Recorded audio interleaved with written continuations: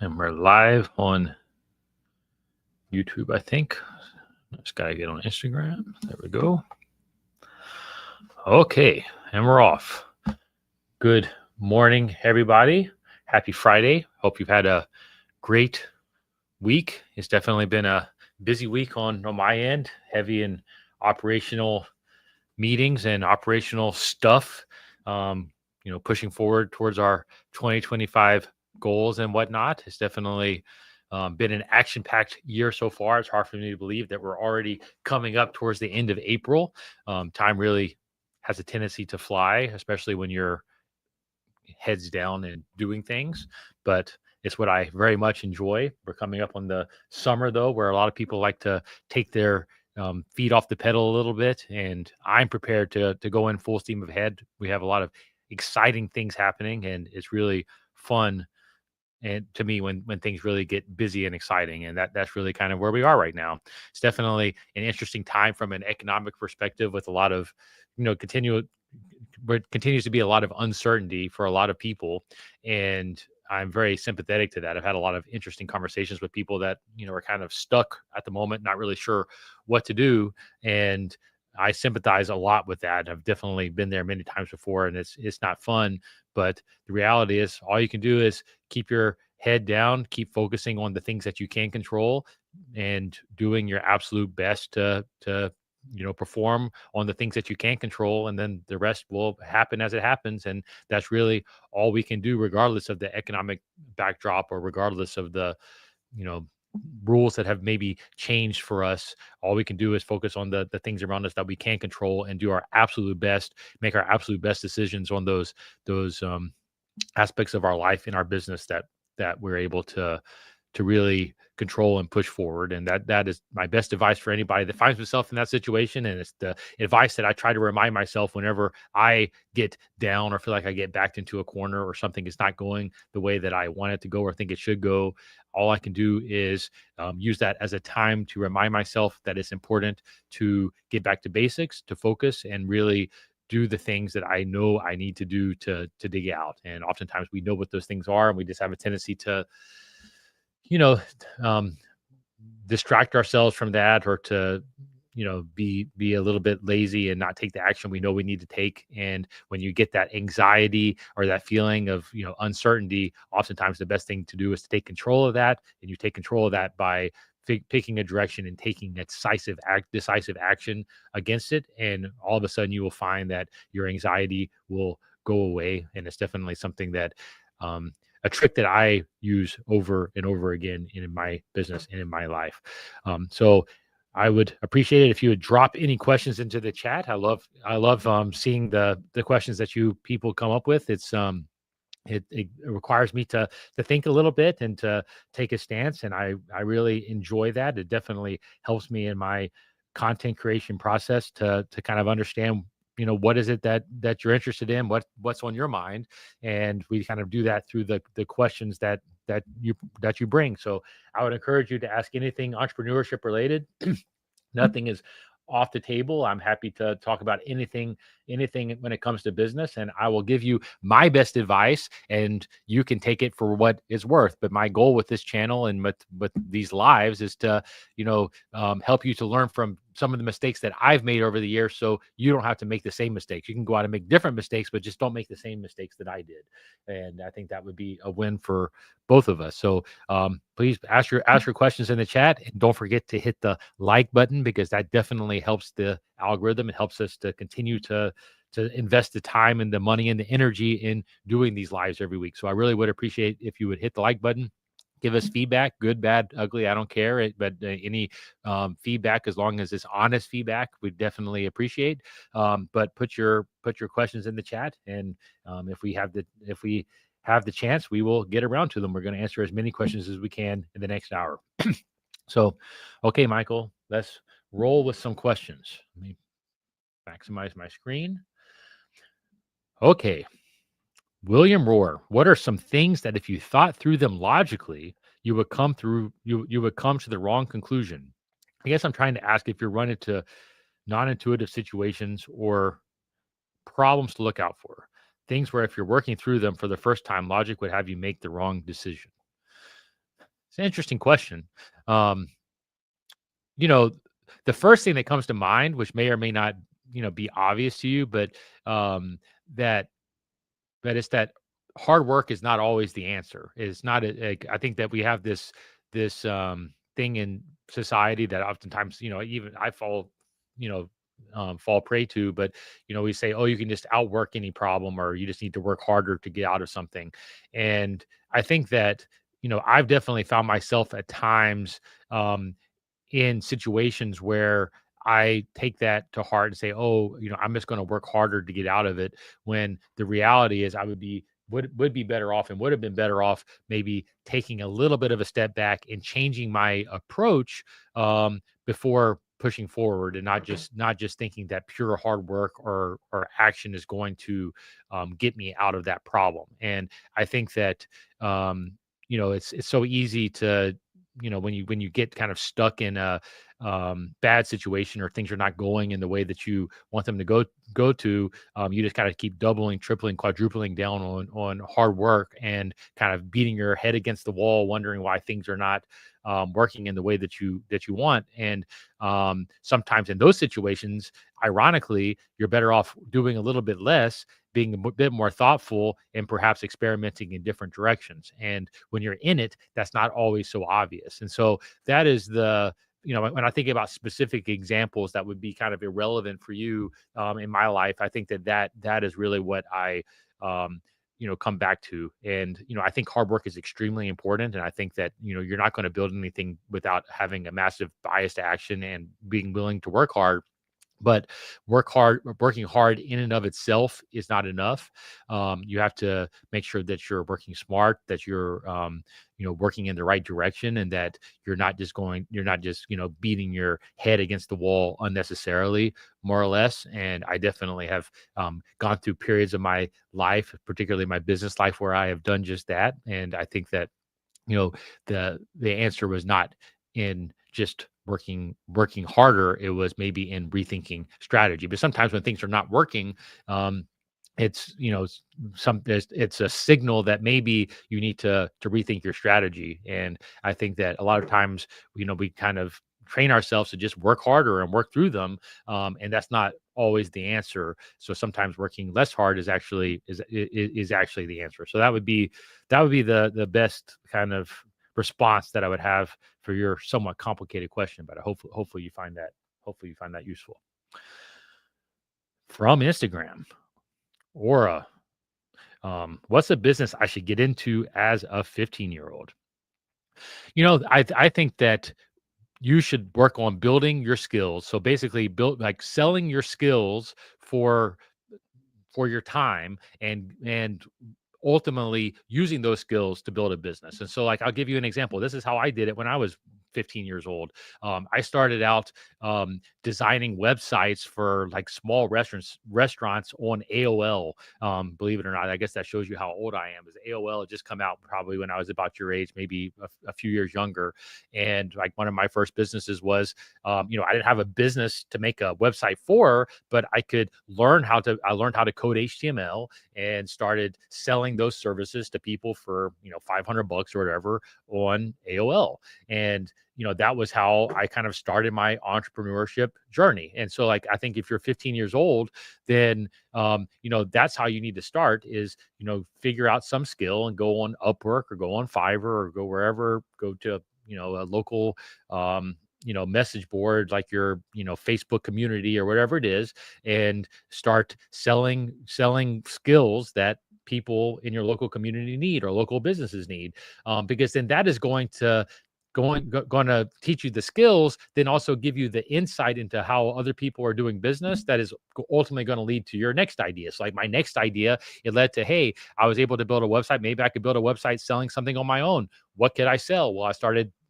building computers and selling them on a website and on eBay. And that was like the next iteration of that. But it all started with me learning to sell my skills to other people that needed them. And it's one of the great hacks to me, especially now with the like AI and all the technology that you have. It's like you can basically find businesses or find people to hire you to to learn how to build new skills, because they're going to say, hey, maybe I don't like, I need a new marketing campaign and I need some ads done for it. Now you can kind of say, hey, yes, I'll take that job, and then go and spend a number of hours learning how to create ads with the OpenAI image generator, right? I mean, there are lots of companies that need that work, that don't want to do the 20 hours or whatever it takes to go and learn how to use these tools. They'll happily pay you a few $100 to go do it. But they're paying you a few $100 to go do it, which is nice. But like, really what you're getting is somebody else paying you for the time to go out and learn these skills that are then going to compound for you.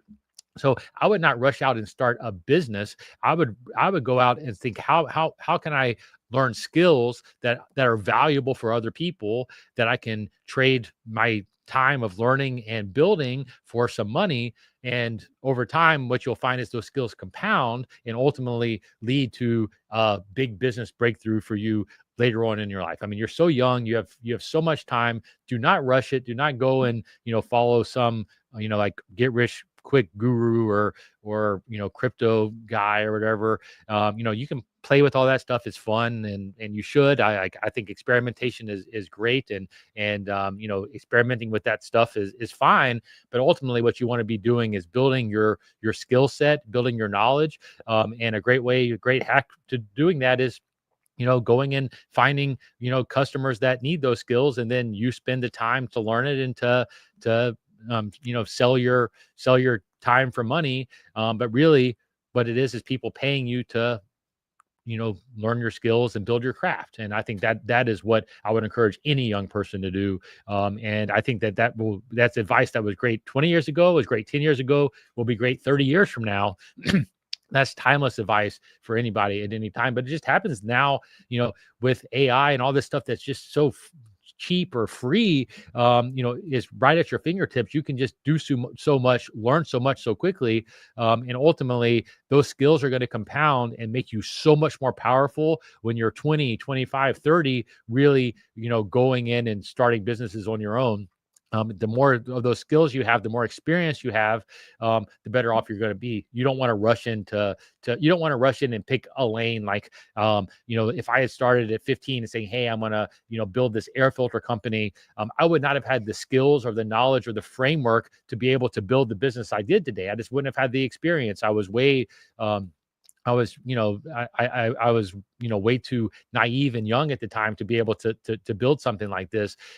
You need to be patient, go out, build those skills, get that experience, and then ultimately, once you have a critical mass of that those skills and experience, that's when you go out and you take your shot and you build something big. And by then, it'll be something that's so obvious to you because you will have spent so much time learning and getting different experiences and of all sorts. You'll ultimately kind of put all of that together and find the thing that, hey, just makes so much sense to you that you want to go all in on and build. And don't rush it. Take the time to go out and do that. So hope you follow that advice. I really believe that's the best path forward for anybody in your situation. But starting young, man, I wish I could trade places with you. I would happily go back to being 15 in 2025 with the tools that you have and the opportunities that you have.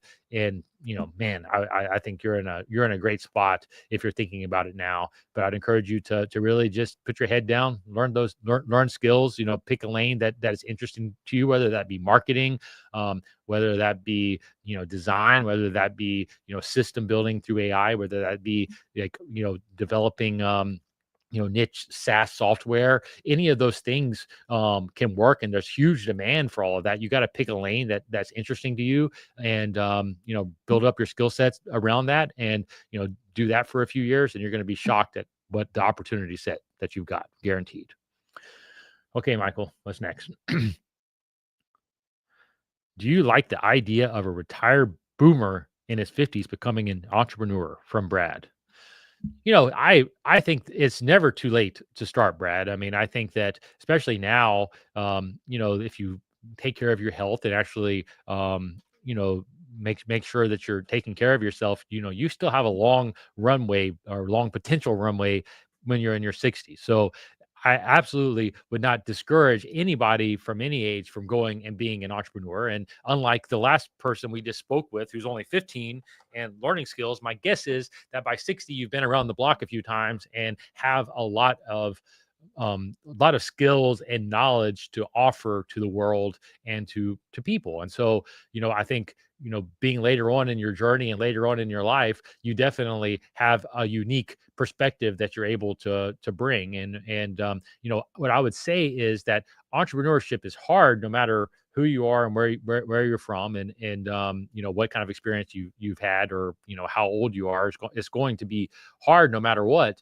But you know I would encourage you to do it if you could afford to do it, and like not have it, like risking your retirement, or risking, I wouldn't, risk my whole financial life in my 60s if I didn't have to. I mean, I don't know what your actual situation is, but if you're comfortable, then I think that I absolutely would encourage entrepreneurship, but I definitely wouldn't bet the farm on it, just because by definition, the older you are, the less time you're likely to have to recover from it. So you definitely want to be smart about it. But I definitely think that the older you are and the more experience you have, the better chance you have at actually being successful. I mean, I think that talked about it before, but most of the kind of big entrepreneurial success stories, happen with founders in their 40s. I think that's the most common time that successful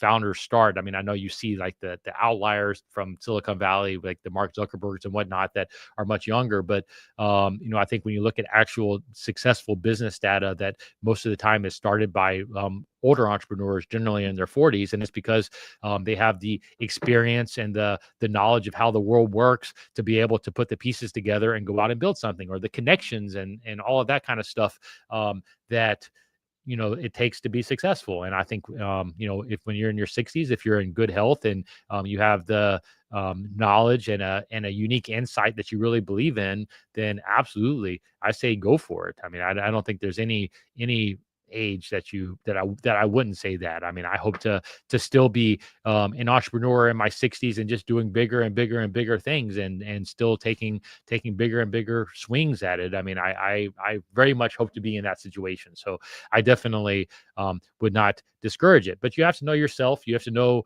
what you're good at, what you're not good at. By the time you're in your 60s, hopefully you're self-aware enough to know what your strengths are and what your weaknesses are, and just make sure that you're being honest with yourself about what you want out of life, what your expectations are, and what you're willing to risk. And I think you need to go into it with that self-awareness, and not go into it thinking, oh, this is just going to be your Hail Mary lottery ticket. Because if you're going in with that mindset, then my guess is that is likely to fail, unfortunately, just because that's not a winning mindset at any age. So you need to be self-aware and know where you are in your life, and like what you're really expecting out of this.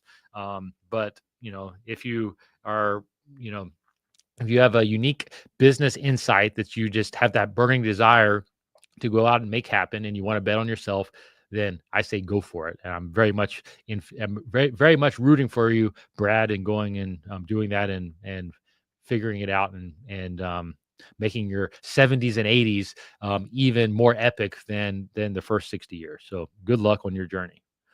Okay, Michael, what's next? Hayden. Hey, David, my small business does about $150 to $200 annually. Hopefully it's a little bit more than that, but we'll and I was, Michael thinks it's 200,000, which would be more realistic. And I was wondering what the best move is when market roof is much lower due to industry being niche. Been in for 7 years, going in for 8. I think that you're kind of giving yourself a little bit of an excuse here by saying like you're in a niche market. The reality is that most good businesses start out very niche, and then they start to expand around the horizons of that niche. So like the best example to me that comes in mind is, Facebook started out as a social media platform for Harvard students. I mean, that was the niche of Facebook. So if I came to you and I said, oh, I'm going to start a platform that is just for Harvard students, or some service that's just for Harvard students, then you would say, oh, that's very niche. But then they started to expanding to colleges, and did it for all colleges, and they expanded to for communities and for the US, and then starting to other countries, right? So it started out very niche, and then you start to grow and expand that niche. Same thing for us within air filters. I mean, we started out just with pleated air filters, and then we started expanding into filtration for businesses. Now we're expanding into cabin air filters for cars, and we're expanding into air purifier filters, right? So we started out with that pleated air filter, and we started to expand our niche. We started off only selling online, then we started moving into retail, started hiring business to business sales teams, right? You expand your circle of influence from that niche. And so, I have no idea what your actual niche is. You didn't put it in here. But I would be pretty shocked if it was not something that had the ability to expand horizontally into something else, if you were just a little bit creative. But the real question you need to be asking yourself in your business, in my opinion, is what is your competitive advantage? Right? So like, what is the competitive advantage that you have within your niche, and how are you going to then expand that competitive advantage outside of like the one little niche that you've created? And so, obviously I don't know your business. I can't answer that for you, but I am 100% confident that regardless of how niche you think your market is, that you have the ability to expand your niche smartly if you're just a little creative and start thinking around, like, what are the other services that are, like, if you're selling to a certain type of customer, what does my customer look like? Okay, like, what are the things that does that customer buy? Like, if they if you're only selling the flies that frogs eat, that's your niche, whatever, then all of a sudden, what do they need? Well, they probably need frogs too. So maybe you should start selling frogs, or selling the other types of food that frogs eat, or maybe the types of housing that frogs would need to live in a home. That's kind of the more wonky niche that I thought of. Like, no matter how niche you think you are, you're going to be able to expand to other products that customer base that you have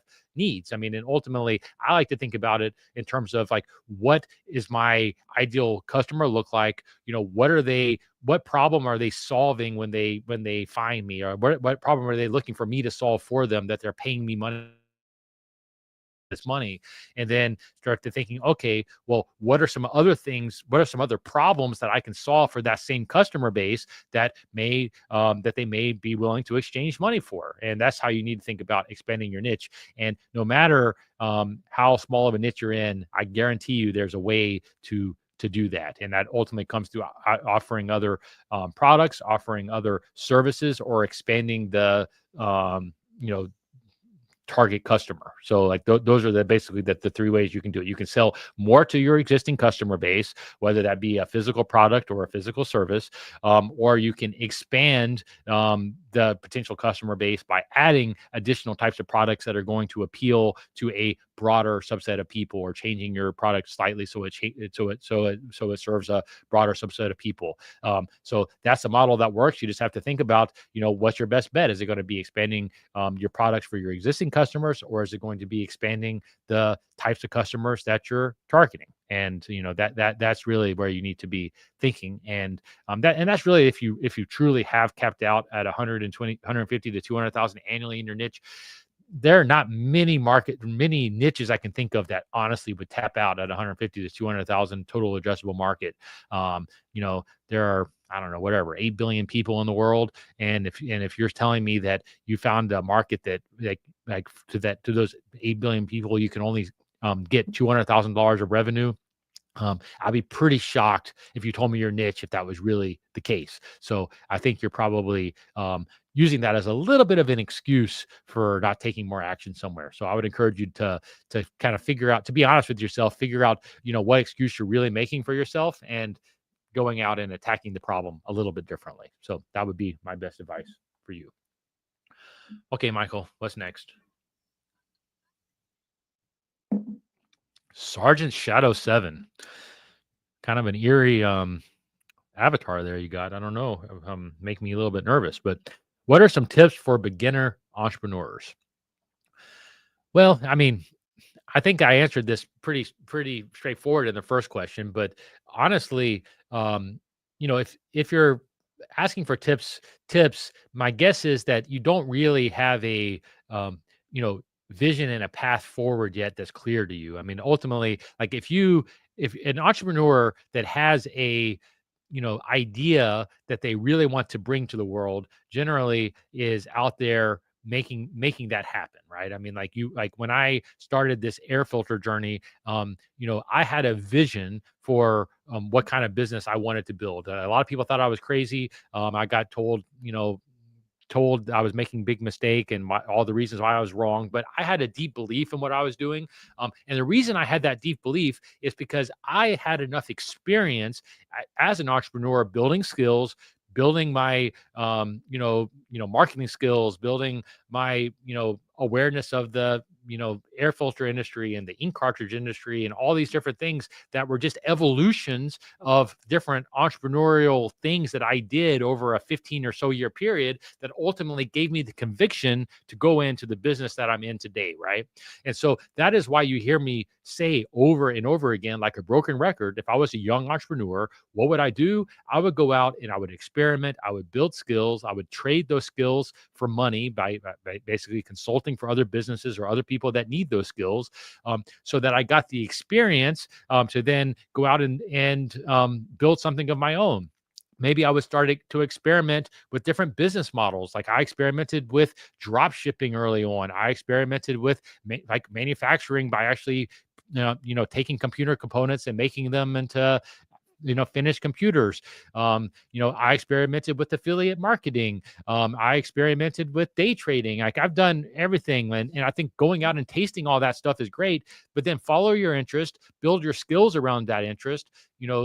As you build those skills, then people will be willing to pay you for those skills. That's just, how the economy works. And then one day you're going to wake up with an idea that you just cannot get out of your head. You're going to say, I really believe this needs to like this would work. And once you just have that real belief and vision for that idea that you want to devote your life to, that's when you go all in on entrepreneurship. So I think that you can go out and experiment, you can play, you can build skills, you can try things, but then wait to go all in until you have that burning desire to bring some business or some idea to the world, because you just know that it will work in your bones regardless of what somebody else around you might be saying. Like once you have that, that's when you go all in. So I guess that's my best advice, is to experiment, build your skills, and experiment with like little kind of dinky business ideas to help you to you know build those skills and to learn your craft, hone your craft. And then one day you're going to wake up, have an idea that you just can't get out of your head, and then go all in on building that and making it work. And that's the journey that I took, and that's the journey that I think most successful entrepreneurs take. And I think that you just need to put your head down and make it happen. And that would be the best advice I got for you. Okay, what's next? John Walker. I regularly hear you talk about business systems and how important they are. What are systems exactly? Are they training SOPs? And what does it take to make them work consistently and sustainably? Um, a business at the end of the day is just a set of systems or frameworks that when you do them repeatedly, the get a consistent outcome, right? And so when I think about systems, I think about, you have systems of people. So you have like business operating systems for people. There are great books that are written about this called, Traction and the Rockefeller Habits, I believe, are like two of the main ones that were formative for me early on. But those are books that kind of help you think about how do you structure systems of people, right? To get a repeatable outcome. So that's one aspect of a system. It's just like if you have, if you have, you know, if you're a manufacturing business, then you say, okay, well, what is the hierarchy of people that I need to get the repeatable outcome of a widget at the end of the day, right? And so you're going to have a system of a plant manager or a production manager, and then you're going to have the 10 X number of employees that work below them. Then you're going to have the shipping people. Like you have that actual system written out, and then you have training manuals and whatnot for how they are actually going to interact with each other. And that is a system of people that, that come in every day and work to get a desired outcome. So that is a system.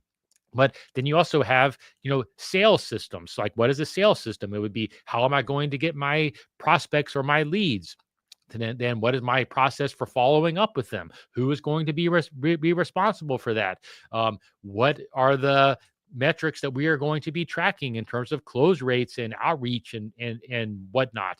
How am I going to manage this sales team? That is a system. So that is like a framework that you build from like getting the leads to closing that lead to getting a desired business outcome. So that is another set of systems, how I view it, that you would need to have in place. But then you have technology systems, right? I mean, technology systems are just generally ways to interact with employees and with customers in an efficient way to, basically harness information in a way that that then you can use your people system to get a desired outcome, right? So like for us, we have shipping systems. So we take orders from customers. How do customers give us those orders? They do it through various online marketplaces, right? And so we have to collect their information. We have a whole system that's built around that, where like my job as an entrepreneur is to actually be the to reduce as much friction as possible from a customer, having a need for something, and me as a business, or us as a business, being able to provide that, right? So I view all of that kind of technology, all of those systems, as a way of reducing the friction that we need in order for the customer to get their desired outcome, right? So like whenever I'm looking at our technology systems or the ways that we process things or do things, then I'm asking myself or asking my team, how can we reduce the friction between the desired outcome for a customer and them getting that outcome, right? So how do you actually remove steps from the system or remove processes from the system to make it more streamlined and whatnot? And like that is so like that in a nutshell is how I think about systems. Is like how all these things come together to ultimately get the desired outcome for the business in a repeatable fashion. And so like you take that to the extreme, or at least into our case, where we have about 1,000 employees and we manufacture over 100,000 units of filters every single day, and we're shipping them to tens of thousands of customers every single day. That how do you do that repeatably? It's a set of systems, from the people to the technology to the sales to the marketing. All of those are distinct systems that when you work together, get a repeatable outcome. But what is the problem we're solving? Is ultimately a customer has a need for a product. They have a need for an air filter in their home in Florida, and they want it tomorrow. So that's the need. So then how, as a business, do we deliver that and do that in the most cost-effective and frictionless way possible? And the way you do that is by building all the systems, reverse engineering all the processes that have to happen end to end to make that happen, right? And so, one thing that I've been thinking about a lot lately is, once you build the systems, then really the key is how do you eliminate processes from that system to reduce costs and to reduce friction from getting that desired outcome? Because oftentimes what happens is, when you build systems and they evolve and they get into like a kind of more mature place, like we are right now, then once that happens, then you have a lot of things that you tried that may be kind of clogging up your system, or processes that are not really needed anymore, but they're still happening because they were built at some point when you did have a need for it. And doing that, going through and actually saying, hey, well, where can we reduce friction, or where can we eliminate processes from systems, is oftentimes just as valuable or even more valuable than the creation of those things, right? And so, those are all the things that kind of go into, thinking about systems. And I think it's just my framework for looking at the world, because like the world is really just a set of systems that get certain outcomes, right? And it's like, if you want to change the outcomes, oftentimes you have to change the systems that create those outcomes. And I think that having an awareness of that is super important. And like, when you're an entrepreneur, part of the beauty is you get the agency of going and actually building those systems from scratch. And that's what's so fun about entrepreneurship to me, is like, you actually, as the entrepreneur, are the architect of those systems. You're the one that gets to go and say, hey, like, these other people are doing it in this way that makes no sense. I'm going to do it in my way, and it's going to be better. And this is why. You get to actually go and do that. You get to test it. You get to experiment, and you get to build. And that's what's fun about entrepreneurship. But it's really just a set of these systems that are interlinked that ultimately get a desired outcome. And that's what a business is at the end of the day. So that's why you always hear me talk about systems. And I agree, it's kind of like one of these nebulous kind of catch-all terms or catch-all things, because it can mean so many different things. But all it is a set of processes that get a desired result consistently. And that process can mean people, it can mean technology, it can mean any number of things. But it's like process over and over again and get a desired outcome. And that's what a system is, and that's what a business is. A business is just a set of systems at the end of the day. And I think that the more thought you can put into those systems when you're building it as an entrepreneur, the better off you're going to be. So hopefully you find that helpful.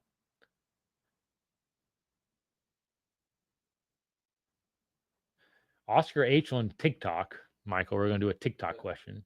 He says, how is your logistics doing? Are you open to discuss shipping options and prices? It's a topic I can talk a lot about, so that's why I will take your question, Oscar. I appreciate it. That's one. If we don't get too many questions on TikTok. They get a decent number of viewers in and out, but not too many questions. So we're going to reward Oscar H with the question. So the question is about logistics and shipping options and pricing. And at the end of the day, I tell people this all the time. But we're not an air filter company; we're a logistics company, and that's one of the things that has really differentiated us, is the fact that we're taking a product that is very bulky and very light and expensive to ship, and doing that at scale every single day. And so, like, when you look at our kind of cost structure as a business, the cost of getting our product to a customer is more expensive than the cost of making the product itself. And I suspect, in fact, I kind of know, like, if you were to look at the world, you'd be shocked at how often that is the case. I mean, like, the actual price that a product is being made for, oftentimes overseas, is just a tiny fraction of the actual cost that you as the end consumer are paying. And the difference there is in the cost of actually getting that product to the end customer, getting it marketed to the end customer, getting it shipped to the end customer. All of that kind of stuff is where so much of the cost structure comes in. And in air filters, that's even more true, because they're so bulky, they're so lightweight, they have very high what they call dimensional weight in the logistics world. And that is what makes the air filters so tricky. And it's also what's given us the business opportunity that we have, because we have built the systems, see the previous question, that have allowed us to solve that problem at scale consistently, right? So shipping costs and logistics is something that we spend a ton of time and energy, and I personally spend a ton of time and energy on.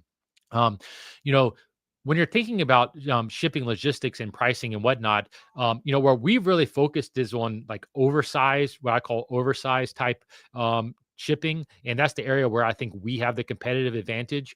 When you're thinking about, if you're in e-commerce and you're looking at products and whatnot, what you'll find is, on the small side of the products, then Amazon and their FBA logistics are, from a pricing perspective, pretty hard to beat, because they have the infrastructure that allows them to really do that at scale in a way that essentially no one else does. And it's like, if you're shipping a $5 or $10 product, like, when I look at the pricing and whatnot, and the pick and pack fees and all of this kind of stuff around it, the kind of FBA fees are, like it or not, fairly competitive in my opinion, and pretty hard to compete with. Where we where we have built our niche and what I know about and what I can talk about is kind of like more oversized logistics and how do you minimize the cost of packages over 18 inches, which is really where you where you start to get into the kind of oversized game more or less.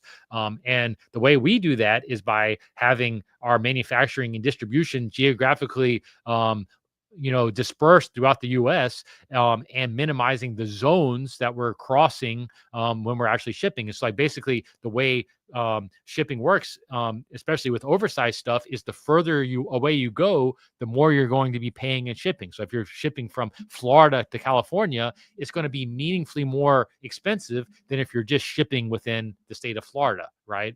And so where we have built out a niche is, because we only do it in air filters, we have built distribution and manufacturing that's geographically dispersed, that is optimized so that we're sending across the fewest zones possible to minimize our shipping cost. And that is how we've been able to minimize our freight costs at scale. And the bigger we get, the better we are at being able to do that. And we actually just partnered with UPS and a service that they bought called Roadie, where we are now offering same day delivery in certain markets like Dallas. And that is but I think the next battleground for kind of shipping and logistics is going to be. I mean, Amazon does this at scale, on all types of products, but particularly they do it on the smaller products. So like you look at like everyday, like smaller products, oftentimes you can get it same day or certainly next day delivery. Oversized, that's a lot harder to do because it just takes up so much more space. And that's really where we've carved out a niches in oversized items, and particularly within air filters. And so part of the reason I took this question is, as part of this channel and what I'm doing, I recently launched Filter by Ventures. You can go to filterbyventures.com and look at it. But it's my holding company that owns Filter by and a few other things. And, I'm interested in investing in and partnering with other businesses that may have a logistics need, right? In that, I'm looking to partner with businesses where I can use our competitive advantage and my competitive advantages to help enhance those businesses. And so, like, what competitive advantage do we have? What expertise do we have? Well, it's logistics around oversized items, as well as manufacturing processes, and getting those manufactured products in the U.S. Distribution through our logistics channels and through our retail channels and whatnot. So when I'm out there looking at businesses or looking to partner with businesses, I'm looking for businesses that could benefit from those competitive advantages that we have built. And one of those competitive advantages is the shipping and logistics for, typically oversized items. And I like it even better if I can compare that with a localized manufacturing of some sort, where we can actually really expand that distribution within the U.S., but manufactured in the U.S. So that's the that's really the area of interest that I have, and why I took this TikTok question. That is that's what I'm focused on in the next part of our journey. So thank you for your question. I really appreciate it. Okay. What's next, Michael? Evolve. What is your opinion on buying businesses to grow faster than organic? I keep hearing that baby boomers are looking to exit businesses on scale now, but no idea where to find these people. Well, hate to tell you, but that's a little bit of a lazy second half of your question. I think it's a good question, but I think if you don't know where to find them, you haven't been looking too hard. So I can't reward that too heavy. But you know, a lot of people, a lot of gurus, particularly, or well-meaning people, a lot of business people talk about this. Then they call it the silver tsunami, is what the term they use for it is. That there are statistics around how many businesses are being closed or sold every week because of people retiring. And I definitely think that buying businesses is a viable option for entrepreneurship, and it's something that I definitely think that there are ways to make it work. I also think it's a lot harder than um, people on the internet like to tell you. And the reality is, and what people don't like to talk about is most businesses are not really businesses. They're just jobs that people have kind of created over the years, where they have like competitive, like they have relationships, or they have that they built, they've structured as a business. But like when you take that kind of key person out of the business, it's not really a business at all when it's all said and done. And my guess is if you were to actually look at it, like 90%, or I shouldn't put a number on it, a huge percentage of businesses actually fit that criteria.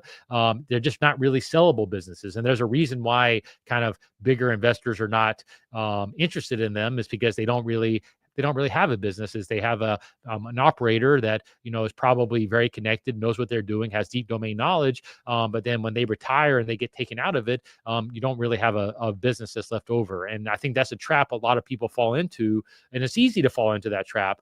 And if you go on like websites like Biz Buy Sell, which is like my kind of say your question's lazy, like on bizbuysell.com, you can go look at it, search for it. There are, tens of thousands of businesses of that are likely, these baby boomers that are looking to sell them. The problem is that, probably 90+% of them are crap and are not businesses that you would want to buy. And if you want to be a good acquisition entrepreneur, then your best bet is to then you've got to really like know how to filter through what's good and what's bad. And that's easier said than done, especially if you don't know what you're doing. Um, you know, what I would suggest doing is, and I sound like a broken record, but you need to have some experience in an industry before you go out and you start buying businesses in that industry. And I'll tell you, I made this mistake. You can go look at my video number 4. I lost $4.5 million in a HVAC business transaction, and I chop up a lot of that to not having specific knowledge about the HVAC service industry when I got into it. I was by that time a seasoned entrepreneur, had a lot of resources, and still made a big mistake in going and buying the wrong business. And so that's me telling you that it's certainly not easy, or at least certainly not easy for me. Hopefully you're smarter and wouldn't make the same mistakes, but I made that mistake, and it cost me a lot of money. And when I think about that, it really comes down to not having the experience that I needed in that specific industry and business to be able to determine whether it was a good opportunity or not.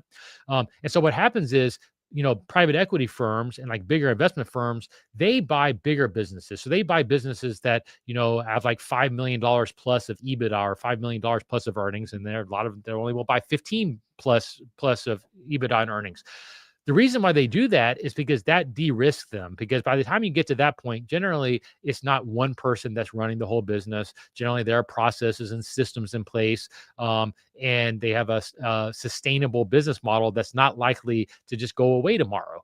The problem is, and the problem with most of these baby boomer businesses that you're referring to, is that they haven't gotten to that level of scale. So there's a lot of there's a lot of kind of nuance and kind of hairiness on these things, and that's why the institutional people won't touch it. And there's potentially opportunity within that if you're able to go in and operate it. But if you don't have any experience in that industry and you've never operated that type of business before, and you don't know what you don't know, you could be setting yourself up for like a really big disaster. And I think that that's just the reality of this stuff, that a lot of people that are proponents of this strategy do not talk about. So I would much rather see you or anybody, before you went out and make an acquisition, go out and actually work in one of these businesses for a while, get some experience, and that will actually help you to make the right decision when you go out and actually do make one of these transactions. Another thing I would suggest, it's sometimes harder to do, but like I think if you are going to do one of these types of transactions that is smaller and hairier, then what you need to do is kind of negotiate a buyer an owner's earnout where the seller is actually financing your, seller financing. That was the term I was looking for. The reason you want to do that is it encourages them to actually have a good handover for you in the process. You can actually be an apprentice for that business in that type of scenario. Um, and I would really encourage you to take that route if you're entering into a business that you don't understand. Take the time, find an owner that's going to work with you, that's going to really train you and make sure that you're successful, and get you up to speed, and then get your experience that way. And then after that, you can be a little more aggressive in going out and buying other businesses that fit your circle of competence, that you've built, hopefully, by going in and actually doing that initial transaction. So I guess, I think it's definitely a viable business model. I'm definitely a proponent of it. But I just think that, you need to go in eyes wide open. And generally, I would prefer to see you having a little bit of experience in that industry, before you do it. I mean, and so that's why, like with Filter by Ventures, now, what I'm interested in doing is I'm only interested in opportunities that are in my circle of competence that I can actually bring value and some, bring infrastructure around, that I can kind of know I can help to really amplify and make successful in industries that I understand. And also, quite frankly, I'm only interested in businesses that do have some systems, some infrastructure that already are viable in and of themselves, not kind of the more startup or pure, owner operated, shops that are very dependent on one key person. I kind of choose to play, I don't want to play in that game. I'm only interested in businesses that do have some infrastructure already, because to me that really de-risk the whole process. And I think that I would encourage you, if you could afford it, to actually play in that realm a little more than the kind of smaller, businesses that you're most likely, seeing people refer to when they're talking about this trend that's happening. So that's the best advice that I got for you. Okay, Michael, what's next?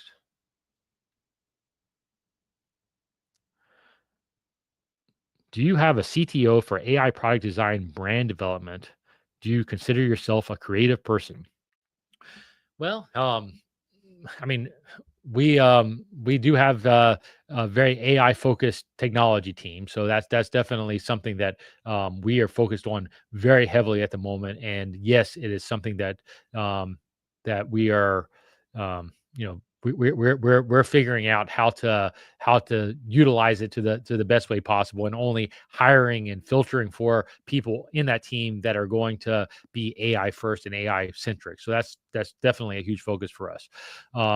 And to me, entrepreneurship is a creative outlet. So yes, I do consider myself to be a creative person. I mean, I think we talked about it a little bit in a few questions ago about system design and system development, and how you, as an entrepreneur, your job is to basically build that, those frameworks, build that system, and that is, in my opinion, a creative process, because you're building something that did not exist before oftentimes. And I think if you want to be really good at entrepreneurship, oftentimes you're doing things differently than how just everybody else is doing it.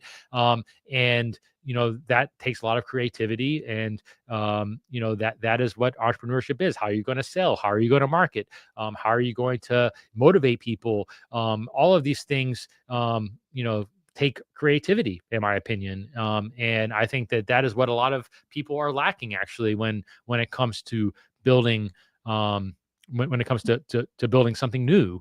And so, yes, I definitely consider myself to be a creative person, and I view entrepreneurship at its core to be a creative endeavor. I mean, and part of the reason why, I'm so committed to building this business for the rest of my life is I view it as my piece of art. It's uniquely me, and I want to go out and continue to build and buy other businesses that fit my unique framework, my unique, business philosophies. And and it's a manifestation of me at the end of the day. And that's what's fun about it. And that really comes from like a creative expression. And so creativity can take many different forms. And I think that entrepreneurship, at its core, is very much a creative process. And I think that it needs to be viewed as that way because, people want to have, black and white, right? Black and white rules of saying this works, this doesn't work, and all that kind of stuff. And that's great, but that's just not how life works. Like life is messy, and business is messy. And if you want to be successful as an entrepreneur, you 100% need to be creative. But you also need to know when you need to have rigid systems and where you need to, like within finance and with this kind of stuff, like um, you have to have rules of engagement there too that are maybe a little more rigid. And so I think that's where sometimes people get in trouble. I think entrepreneurs have a tendency to be either too creative or too rigid. And the reality is that it's ultimately the intersection of those two where you're going to find the most success, in my opinion. Okay, Michael, one more question, then I'm done. Axe, David, do you think it's smart to use 3PLs for packing and distribution when scaling locally and globally? Can be. Goes back to there's no black and white. I mean, it can be. I don't know. I can tell you that if you wanted to do my business in air filters, like it would, the answer would be no. It'd literally be impossible to use a 3PL to scale my business, for reasons I've answered a lot, but I'm not going to rehash it again. But it's just our business model would not work if we were relying on 3PLs. But when I look at like smaller items and whatnot, then yes, absolutely. Like I said earlier, I think that when I look at Amazon FBA fees, for instance, for like the smaller lightweight items, they would be very difficult to beat, if you're doing it yourself. And so in those cases, absolutely, I would be using a 3PL to do it. So the answer is yes, it can make complete sense, or no, it can make absolutely no sense. I just bought a new cold plunge for my house, and it's shipped direct from the person from the company that makes it, I guess, in California. My guess is if I was in that business, I would not say that having a 3PL to deliver my 2,000 pound whatever thing would make sense, because that would probably the shipping of getting it to the 3PL and then them reshipping it would probably be too much. I don't know enough about that market to tell you exactly, but that would just be my hunch. You're looking for a black and white answer when the reality is it very much can make sense, but it also can not make sense. It just depends on what market you're in. What I encourage people to do, and for me, it comes naturally, I must admit, but something that I see, a mistake I see so many entrepreneurs or so many people don't make, is you need to understand the life cycle of your product from where it begins, from raw material through the manufacturing, through the shipping, and how it gets to the end customer. And you need to understand the economics of each piece of that. Doesn't matter if you're not going to do it all yourself, if you're going to have somebody else, you're going to outsource it all, but you got to understand what business you're really in. It's how I know I'm in the logistics business, because I know how much it costs us to manufacture a filter. I know how much all the raw materials of that filter costs, because we buy them all. And I know what an end customer is selling for that, is buying that filter for, right? And when I do that and I do out all that math, I look at it and I say, this is really a logistics game. This is not an air filter game, because most of the cost in this whole structure before the customer is actually paying for it is in the logistics cost of getting that product to the customer. So by doing that exercise and actually, understanding each of those pieces, I realize I'm not in the air filter business. I'm in the logistics business. And so if I'm in the logistics business, then no, I do not want to outsource to another logistics business, because if I do that, then I'm probably not going to have any margin. I'm not going to be able to make any money at the end of the day, right? Because I'm outsourcing the one thing that I have to offer, which is my logistics. That would probably be a pretty bad idea. So in my case, outsourcing the logistics to a 3PL makes absolutely no sense. Even though lots of them try to call me all the time and convince me otherwise, but it's just because they don't understand the business that I'm in. But for you, I have no idea what business you're in. Maybe it makes perfect sense for you to be using a 3PL. And for most businesses, it absolutely does. And So, if you are a 3PL and you're specialized in kind of oversized stuff, or you're interested in it, hit me up, because I'm definitely interested in partnering with, or potentially buying 3PLs that fit that space, because it's something that I understand very well. And I do think that there's a huge need for good 3PLs. It's definitely something that, for a lot of people, it makes a ton of sense, but for us in our business, it doesn't. So that's why you got to know your business. If you know your business, then you'll be able to answer that question with authority. So with that, I hope you have a great week ahead. Really would appreciate it if you would like and subscribe to whatever platform you're watching this on. Really appreciate it. But thank you for showing up. Thank you for all the great questions. Also, just a reminder that if you want to, we get a lot of questions and we don't get to answer them all.